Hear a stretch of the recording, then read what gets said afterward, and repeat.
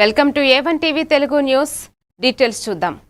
మెదక్ జిల్లా చిన్నశంకరంపేట మండల కేంద్రంలోని ప్రభుత్వ జూనియర్ కళాశాలలో నిర్వహించిన 5 రోజుల వార్డు సభ్యుల శిక్షణ తరగతులను జిల్లా పంచాయతీ అధికారి యాదయ్య పరిశీలించారు. ఈ శిక్షణలో 16 గ్రామ పంచాయతీలకు చెందిన 134 మంది వార్డు సభ్యులు పాల్గొన్నారు. గ్రామాల అభివృద్ధిలో వార్డు సభ్యుల పాత్ర కీలకమని ఆయన సూచించారు. నిర్మాణాలకు అనుమతులు తప్పనిసరిగా తీసుకోవాలని, మురుగు కాలువలు, రోడ్ల ఆక్రమణలను నివారించాలని తెలిపారు.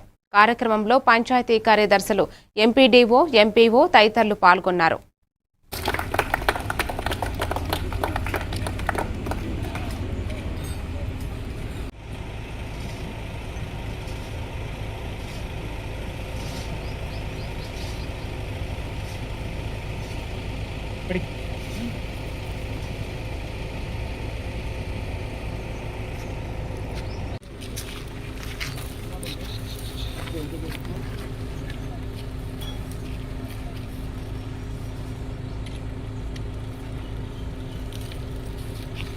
మొత్తం ఈ 5 రోజుల శిక్షణలో మీరు చాలా విషయాలు నేర్చుకున్నారని నేను అనుకుంటున్నాను.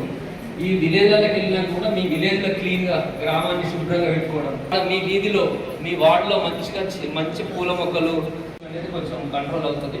సో అట్లా గ్రామాన్ని క్లీన్గా పెట్టుకోవడం, నీట్గా పెట్టుకోవడం ఇవన్నీ చేయాలి. బిల్డింగ్ పర్మిషన్స్ కూడా ఇల్లీగల్గా బిల్డింగ్ కడుతుంటారు, రోడ్ ఆక్రమిస్తుంటారు, మోర్ మీద కడుతున్నారు, రకరకాలు కడుతున్నారు. మా సెక్రటరీస్ కూడా చెప్తున్నాను నేను, బిల్డింగ్ గ్రామ పంచాయతీ పర్మిషన్ లేకుండా ఇల్లు కట్టకుండా చూసుకోండి. మీ వార్డులో ఉన్న కూడా చెప్పండి, మీరు వెళ్ళి గ్రామ పంచాయతీ నుంచి పర్మిషన్ తీసుకోండి.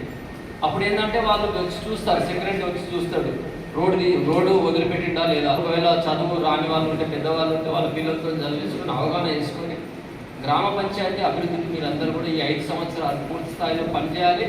మా దగ్గర వార్డ్ మెంబర్స్ మీటింగ్ అటెండ్ అవుతలేరు అని నా దగ్గరికి వస్తే 3 సార్లు చూస్తాను నేను. 3 వరుస మీటింగ్స్ కాకపోతే వాళ్ళను వార్డ్ మెంబర్ నుంచి తీసేస్తారు. కాబట్టి అట్లా కాకుండా ఎవరైనా ప్రెగ్నెన్సీ ఉమెన్ ఉంటే మాత్రం వాళ్ళకి మినహాయింపు ఉంటుంది.